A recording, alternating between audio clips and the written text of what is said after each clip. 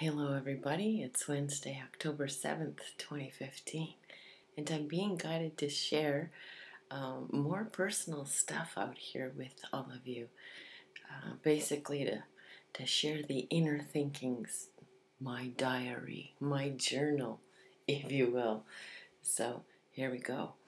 Yesterday, I had my beautiful friend from out east give me a call, and as we were chatting, we start sharing our messages from our guides.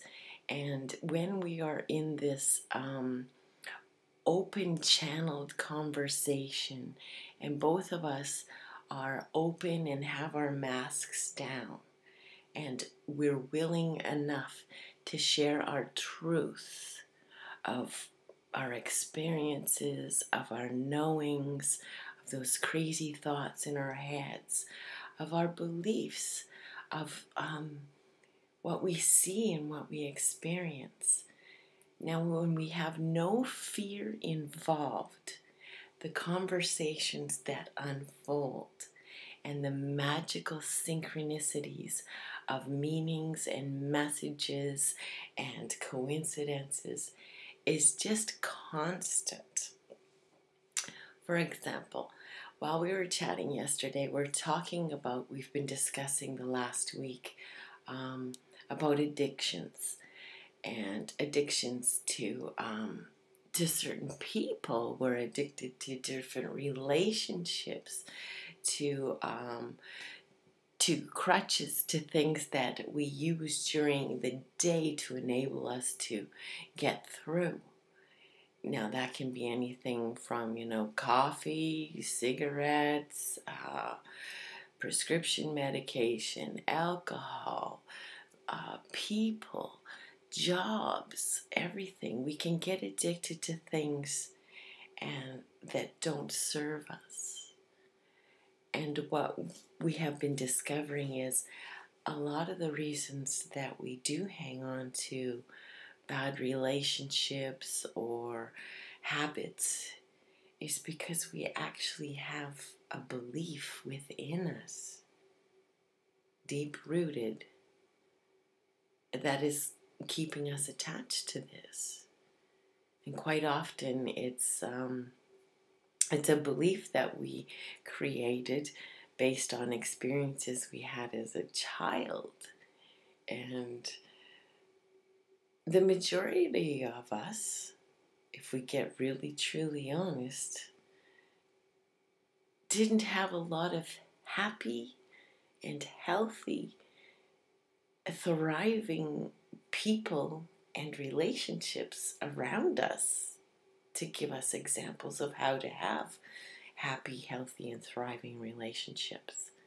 Most of us grew up with some dysfunctional thinking. Now, when you can get honest and take off the judge's hat and really look at some of the thoughts and beliefs that we've established based on what was going on at the time, we can see that a lot of us have set ourselves up to not be happy. A lot of us have settled for less than relationships. And we think that we're telling our children, do this and do that. But you can go like this, blah, blah. This is what the kids hear, blah, blah, blah. They watch what you do. They see how you feel. They sense what's going on. So if we're in relationships or jobs or scenarios that make us feel like crap, and we continue to complain about them, and then when somebody says, well, why do you still go there? Why are you still in that relationship? Why do you keep eating those foods that make you feel like ick? And you go, well, that's just the way it is. It's time to really take a good close look in the mirror and go, is it just the way it is, or is it just the way it is because I have decided that there's no other way that it can be. You can take the time to decide a different thought. You can decide there must be another way. And once you decide there must be another way will show up. What have you decided? Have you decided you're stuck? Have you decided there's no other way? Here's a hint. There's always another way.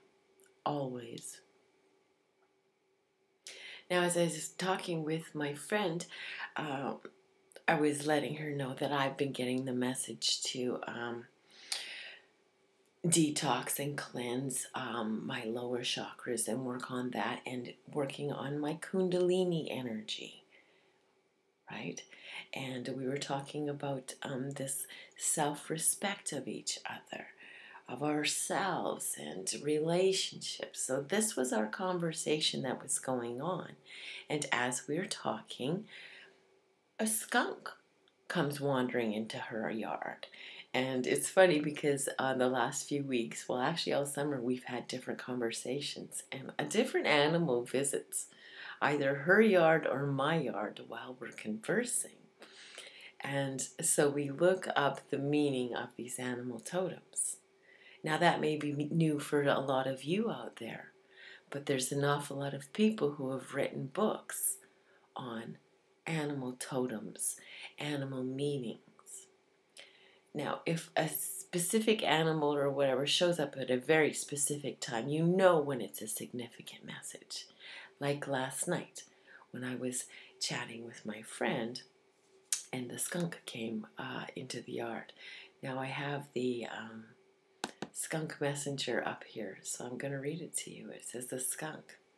I will not tolerate abuse in any form. I have power. I will not let others use me. I am a divine child. I will sift out friends, keeping the good. That is my responsibility. Like the skunk, I will learn when to be disagreeable. That is my right. Sensuality, respect, self-esteem. The skunk is a very powerful totem with mystical and magical associations. It teaches how to give respect, expect respect, and demand respect.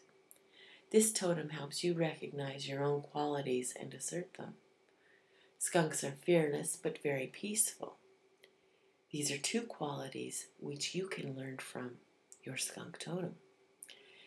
If you have skunk medicine, you will find that the use of fragrances will elicit dynamic responses in the people around you. Your sexual response will be heightened, and you will have greater ability to attract people. Individuals with skunk totem must learn to balance the ability to draw and repel people. Skunks remind us that there is a time to be with people and a time for solitude. The skunk stripe is the outward sign of kundalini or life force. When you receive a skunk totem, your kundalini or life force activates and amplifies. You must learn to use this force effectively. Skunks are silent animals, and through their silence, they teach us not to brag. It will push people away rather than attract. People will notice you without any help. When the skunk appears, opportunities will open to bring self-esteem and respect. There will be increased sexuality, physicality, psychically, and spiritually. So, that was the totem that came forward while I was discussing the exact same issues with my friend on the phone. And we both looked up the skunk totem afterwards and read that and sent each other messages and went, those guides, those totems, they're always, they're so wonderful. They're patient and they have an amazing sense of timing and humor, I must say.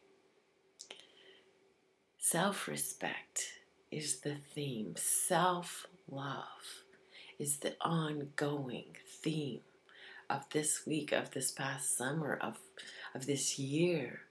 So many of us need to get rid of and detox these limiting thoughts and beliefs about how things are to be, about who we are and what we are capable of. We really haven't stepped into tooting our own horn in an effective way, so that we're not bragging, we're actually truly just sharing what we have to share with others. There's a difference between offering oneself to be available of service as opposed to bragging about everything that you know in a way that makes others feel less than. If you have a gift to share, then it feels like a sharing. It feels like you're sharing your knowledge with somebody, not having it here and making them feel less than because they don't know the same things, right? So keep that into consideration. Take that into consideration when you're sharing with somebody. And when you are sharing, are you listening? Do you stop long enough to receive the gift that the other person is also sharing? If we hang out with somebody who's never ever receiving or acknowledging what we have to share, we don't tend to like to spend much time with that person. Many of us are gifted at acknowledging another's gifts. And so many of us out here on this planet rarely take the time to acknowledge another's gifts. Many of us could use some practice in the area of complimenting,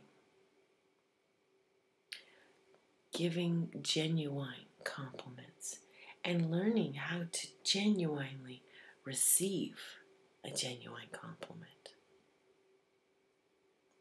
These are things that I highly recommend most of you take some time to practice.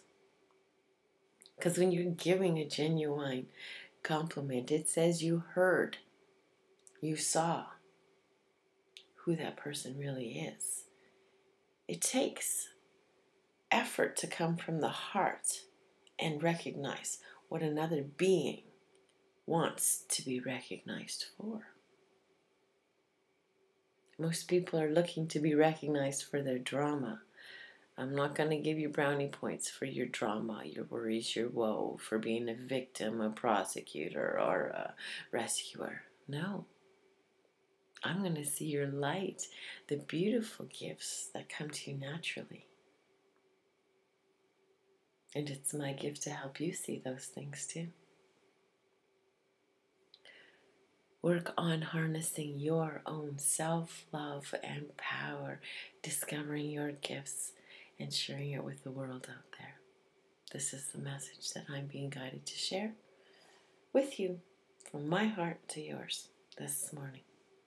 Smiles to all of you. It's me, Dana.